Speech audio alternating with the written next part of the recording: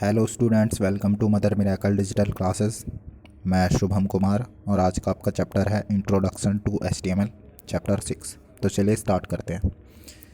बच्चों, computers are connected with each other through internet.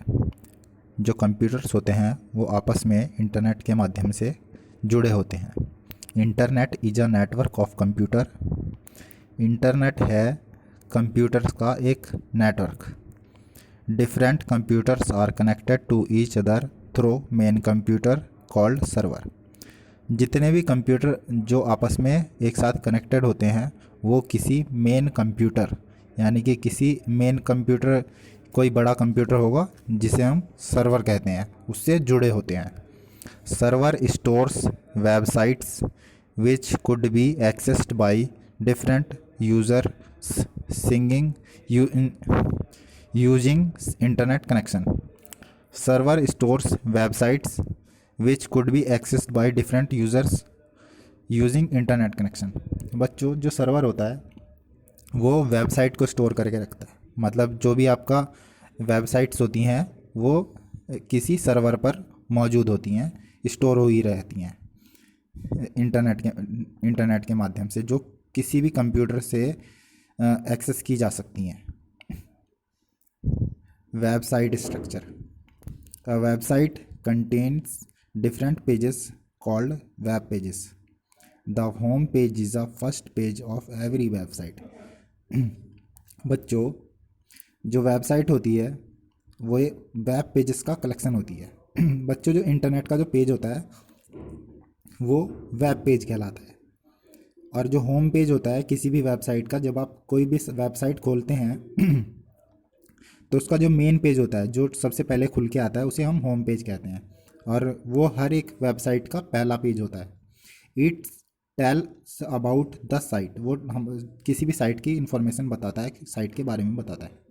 Home page contains links to other web pages. जो home page होता है उसमें बहुत सारे मल्टीपल लिंक्स दिए गए होते हैं जो सारे पेजेस पे जा सकते हैं, जिसके थ्रू, इसलिए वो तो मेन पेज है जिससे हम कहीं भी जा सकते हैं।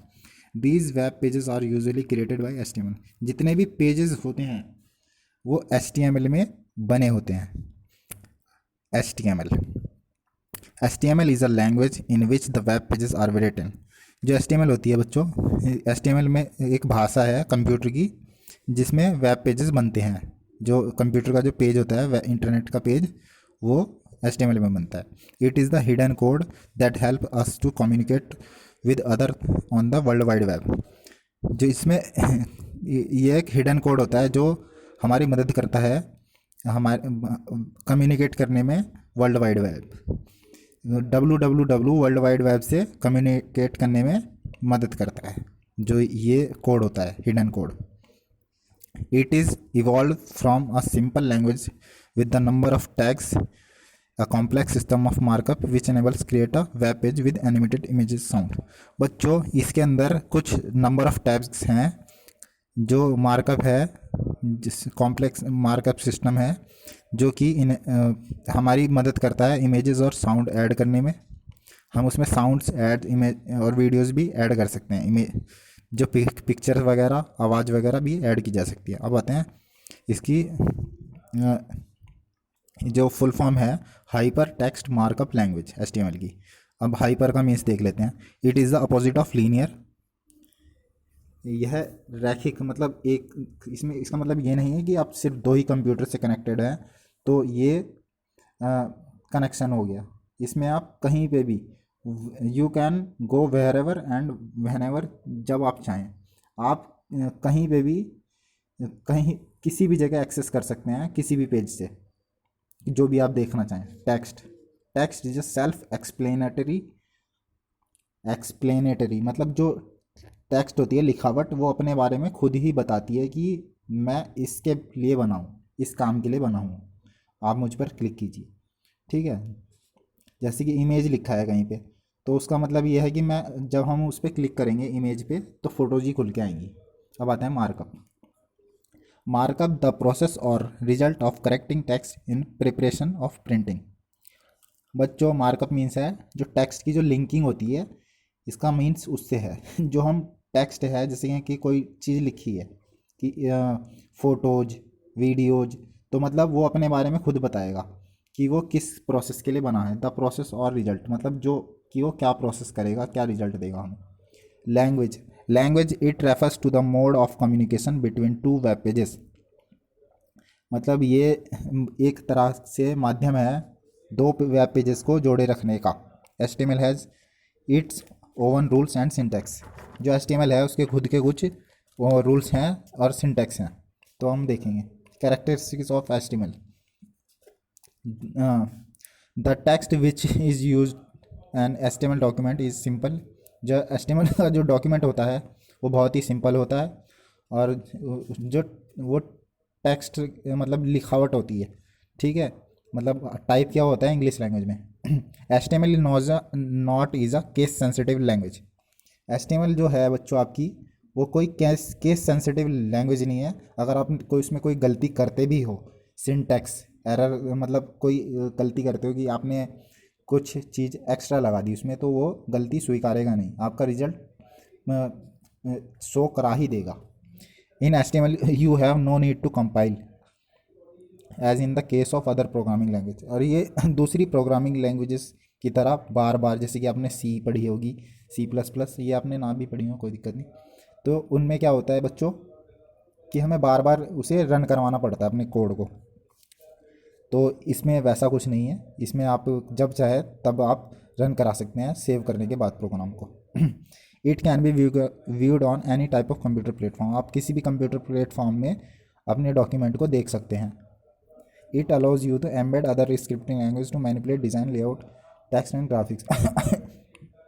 बच्चों इसका बेसिक मतलब ये है, आप कोई भी स्क्रिप्टिंग लैंग्वेज को यूज़ कर सकते हो उसके डिज़ाइन में चेंजेस करने के लिए, टेक्स्ट में चेंजेस करने के लिए, और ग्राफिक्स इत्यादि में कुछ भी हेर फेर कर सकते हो आप। HTML टूल्स बच्चों, अब मैं बताने जा रहा हूँ कि HTML पे काम करने के लिए आपको क्या क्या चीज़ें चाहिए। पहला है टेक्स्ट एडिटर। बच्चों टेक्स्ट एडिटर की ज़रूरत हमें इसलिए पड़ती है जब हम कोई भी चीज़ लिखते हैं कंप्यूटर पर टाइप करते हैं, तो वो किसी भी ना किसी टेक्स्ट एडिटर में की जाती है। जैसे कि आपके दो एग्जांपल हैं, वर्डपैड और नोटपैड। अगला आता है वेब ब्राउज़र। वेब ब्राउज़र से बच्चों आप पहले से ही भली भांति परिचित होंगे। वेब ब्राउज़र जिसमें आप इंटरनेट चलाते हो अपने फ़ोन में, देखा होगा, जैसे कि internet explorer, opera, Mozilla Firefox इत्यादि। अब तीसरा आता है वेब सर्वर। बच्चों ये एक ऑप्शनल है, जब भी आपको इसकी ज़रूरत पड़ेगी, आपको मतलब आपको तभी इसकी ज़रूरत पड़ेगी जब आपको अपना डाटा सर्वर पे स्टोर करना हो। ये आपका ऑप्शनल है। इसको आप यूज ना भी करें, जब आपको ज़रूरत हो तभी कर सकते हैं। अब आते हैं HTML टैग्स के बारे में। बच्चों इसमें कुछ छोटे मोटे कुछ ही मतलब बहुत ही कम टैग्स होते हैं जो आपको समझने पढ़ेंगे इसमें, जैसे कि एग्जांपल दिया है बॉडी, टाइटल, हेड इत्यादि। HTML tags are of two types, container tags and empty tags. बच्चों इसने हमें दो तरीके से कैटेगराइज कराया है HTML टैग्स को। पहला है कंटेनर टैग। बच्चों जो टैग किसी चीज़ को एनक्लोजेस करते हैं, मतलब शुरुआत और एंडिंग में लगते हैं, जैसे कि ये टाइटल टैग लगा है और एंड में इसे बंद कर दिया गया है, टेक्स्ट को, इंट्रोडक्शन टू HTML को हमने बंद कर दिया है।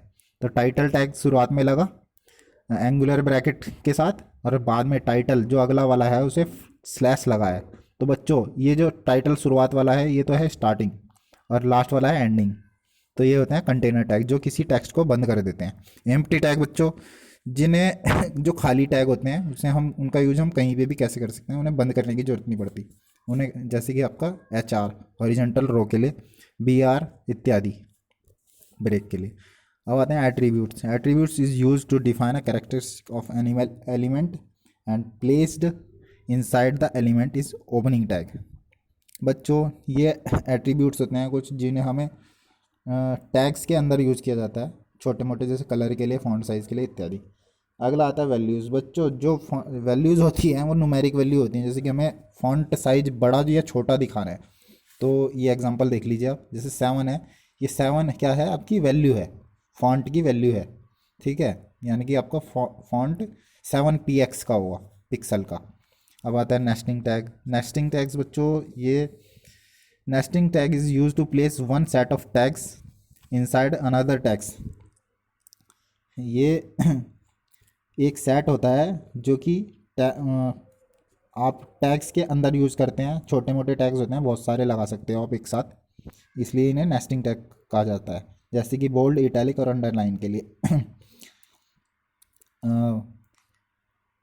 पैराग्राफ पी के लिए यूज़ किया है और बोल्ड बी के लिए और आई इटैलिक के लिए। जैसे कि आपने वर्ड में देखा होगा माई MS ऑफिस में, तो ये पैराग्राफ और ये क्लोज हो गया। बी बोल्ड के लिए, ये यहाँ क्लोज हो गया। पी पैराग्राफ के लिए, आई इटैलिक के लिए और ये इटैलिक क्लोज हो गया। तो ये बच्चों कंटेनर टैग भी है और नेस्टिंग टैग भी, ये टैग्स के अंदर यूज होते हैं। बाद में आते हैं बच्चों कुछ स्पेशल सिंबल्स जो हम HTML में यूज करते हैं, जैसे कि ampersand, straight double quotes, greater than and less than. ये it supports ASCII characters, sets and other characters. कुछ मिलते जुलते करेक्टर्स हैं जो हम उसमें HTML में यूज़ करते हैं। अब आते हैं बच्चों some useful tags in HTML। ये देख लीजिए बच्चों, ये इंपॉर्टेंट है थोड़ा सा। H1 to H6 ये हेडिंग्स होती हैं बच्चों। H1 इसमें सबसे बड़ी होती है और H6 तक होती है। जो हेडिंग्स आपको डिस्प्ले करवानी हो आप यूज़ कर सकते हैं। बाद में आते हैं लिस्टिंग बच्चों, OL, UL और LI। OL आपकी ऑर्डर्ड लिस्ट होती है, ये न्यूमेरिक वैल्यू प्रेजेंट करती है। UL आपकी बुलेट्स शो कराती है और LI भी एक तरह की लिस्टिंग है। बाद में आता है BIU बोल्ड। ये बी आपका बोल्ड के लिए यूज़ होता है, आई इटैलिक के लिए और यू अंडरलाइन के लिए, जैसे कि पीछे भी दिखा ही दिया है मैंने। बाद में आता है फॉन्ट साइज़ के लिए फॉन्ट कलर, फॉन्ट फेस इत्यादि के लिए यूज किया जाता है फॉन्ट। HR हॉरिजेंटल रो के लिए हॉरिजेंटल लाइन के लिए यूज किया जाता है, हॉरिजेंटल रो भी कहा जा सकता है इसे। बाद में आता है आपका BR, ये किसी भी लाइन को सेपरेट करने के लिए यानी कि ब्रेक करने के लिए यूज़ किया जाता है। बाद में अगला आता है आपका IMG बच्चों, इसमें सोर्स देना पड़ता है हमें, किसी भी फाइल का ना पाथ दिखा देना पड़ता है कि वो कहाँ पे मौजूद है। बाद में डिस्प्ले करवाने के काम आता है। बाद में आते हैं बच्चों आपका HTML डॉक्यूमेंट का स्ट्रक्चर। ये देख लीजिए, ये बच्चों एक बेसिक प्रोग्राम दिया गया है HTML डॉक्यूमेंट का। आप ऐसे बना के इसे सेव कर दीजिए और बाद में आपको इसका पाथ दे सकते हैं। धन्यवाद।